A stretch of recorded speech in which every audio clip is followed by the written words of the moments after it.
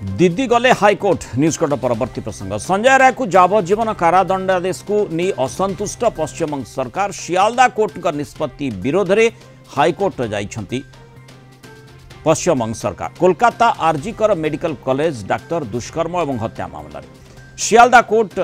का जो राय रही विरोध में ममता सरकार हाईकोर्ट को जाइछंती दोषी को मृत्युदंड देवाकू हाईकोर्ट रे अपील करा जाइछि। गतकाली दोषी संजय को यावज्जीवन कारादंडादेश शुणाई शियालदा कोर्ट सेपटे कोर्ट का फैसला को विरोध कर जूनियर डाक्तर जोरदार विक्षोभ जारी रखिंट गतकाली कोर्ट बाहर शह शह डाक्तर विक्षोभ प्रदर्शन करते मृत्यु पर्यंत जेल दंड नुहे याठू कठोर और दृष्टांतमूलक दंड दाबी कर जूनियर डाक्तर सेपरी पीड़िता परिवार को 17 लाख टंका क्षतिपूरण देवाक कोर्ट राज्य सरकार को निर्देश देइछंती जहाकू ग्रहण करिबेनी बोली अभयांक परिवार स्पष्ट कहि सारिछंती। मृत महिला डाक्तर बापा कहिछंती आमको टंका नुहे न्याय दरकार किंतु ए मामला रे गोटे बड़ ट्विस्ट आसुची जेतेबेले दीदी सरकार हाईकोर्ट रे जाई अपील करिछंती सेही समय रे स्वाभाविक भाव में समस्ते बोधवे आशा करुथिबे जे अभयांकर परिवार बा अभयांक बापा बोधवे ताकू स्वीकृति देवे सनंद देवे किंतु घटनाटी टिके अलगा मोड़ नेउछि जो भली जातीय गणमाध्यम चर्चा होउछि अभयांक परिवार बा तांको बापांक कहबा कथा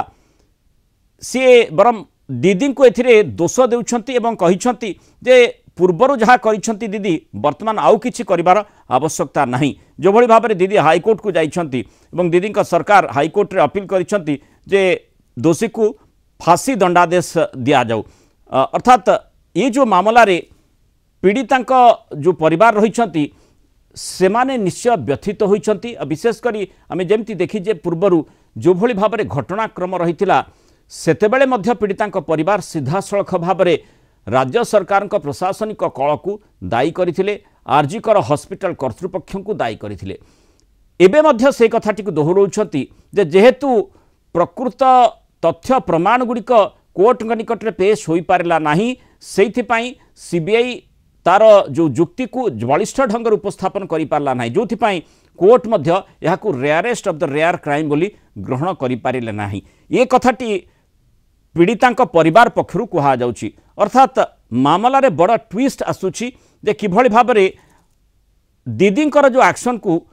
से कड़ा शब्द रे निंदा करने बाध्य होइछन्ति। अधिक आलोचना करबा प्रमोद महांती कोलकाता ब्यूरो हेड आमसे जोड़िछन्ति। प्रमोद जो भली घटनाक्रम रही दीदी तो हाईकोर्ट गले किंतु एपटे तांको परिवार से खुश नहांती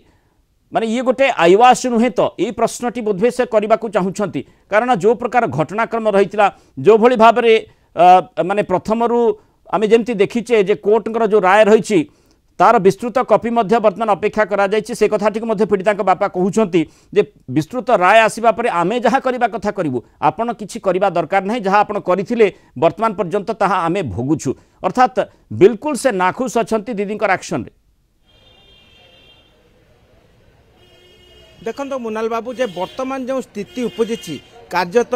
सियालदा अदालतर राय को नहीं समग्र पश्चिमबंग उत्ताल हो उठी आम देखा पाँच जे हेदुआ ठारू धर्मतला पर्यंत एसयूसीआई पक्षर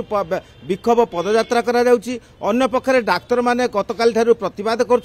साधारण जनता प्रतिवाद कर प्रतिवाद जो स्वर जो तीव्र होउछि मुख्यमंत्री ममता बनर्जी से तीव्रता उपरे निजको सामिल करने एवं निजको यही जो दंडादेश जारी होती ग्रहण न करने एवं तांकर जो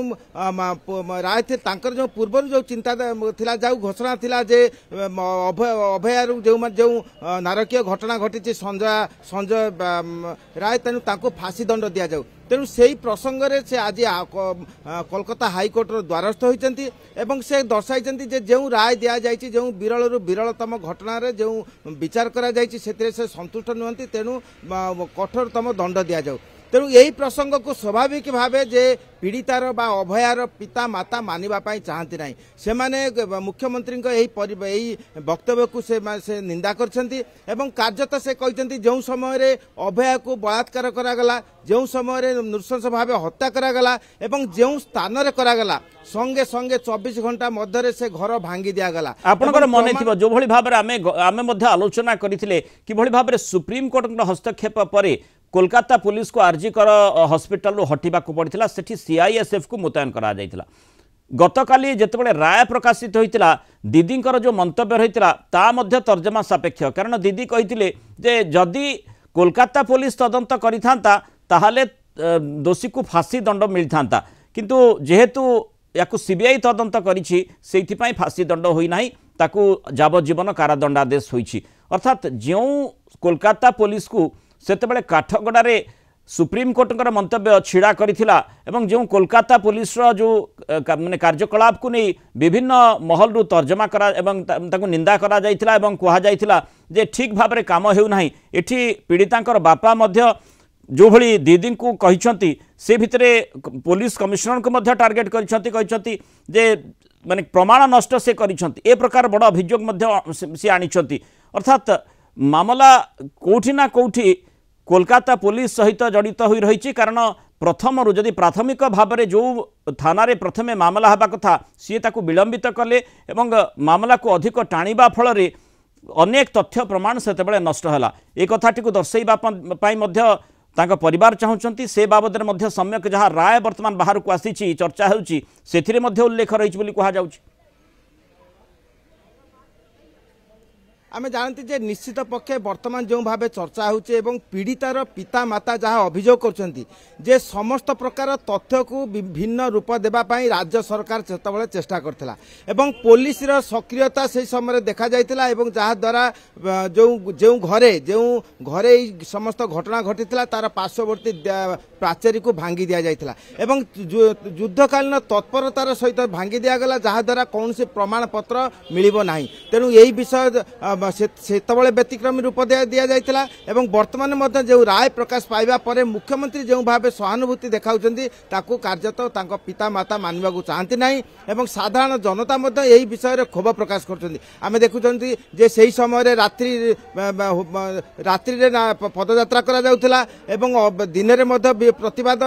सभा करा जाउतिला वर्तमान भी आमे देखा पाउछन जे कोलकाता एवं पश्चिम बंगर विभिन्न वार्ड रे वर्तमान प्रतिवादर स्वर तीव्र होउची कारण एई जो राय प्रकाश पाई से संतुष्ट नुहति किंतु अन्य पक्षर जदि देखा जे आईनजीवी मान वक्तव्य जे जो भाव तथ्य प्रमाण रही संसदीय गणतंत्र रे जो विधि व्यवस्था न्यायिक व्यवस्था अच्छी तेणु से व्यवस्था उपर भित्ति कर सियालदा अदालतर विचारपति अनिर्बाण दास यही राय देइछन्ति तेणु वर्तमान परिस्थिति रे यही जो विचार पुनर्विचार करा जाऊ एवं जो कठोर कठोरतम दंड दि जाऊ तेणु वर्तमान यही विषय दाबी होउछि किंतु आज राज्य सरकार पक्षर कोलकाता हाईकोर्ट रे विचारपति देवांशु बसाक एवं मोहम्मद रशीदी खंडपीठ रे आज राज्य सरकार पक्षर आवेदन करा जायछि जे राज्य सरकार जेते चेष्टा कले मध्य जो भली भाव में मामलार प्राथमिक भाव में जेमिति मामलार ट्रीटमेंट हवा कथा केउठी ना केउठी प्रशासनिक कल शिथिल थिला जोथि पई ए प्रकार स्थिति उत्पन्न होला एवं आमे देखिचे डाक्टर माने किभली लंबा समय धरी आंदोलनरत हेले एवं दीदी को कथा मध्य सुनले नाही बारंबार अपील करिबा परे सुप्रीम कोर्ट सेठी तांकु राय देबा परे ही मामला टिके शिथिल पड़िथिला डाक्टर माने आंदोलन रु हटी थिले सेमानकर आशा थिला बोधबे फांसी दंड संजय राय को हेबो किंतु हेला नाही आ सेही आधार रे जतबेले दीदी को प्रशासन वर्तमान हाईकोर्ट अपील करने जाइछि ताकू सहजरे ग्रहण करि पारनांती पीड़िता परिवार लोके पीड़िता बापा से दीदी को कहते आपण बहुत भल कहि पारंती किंतु से भली काम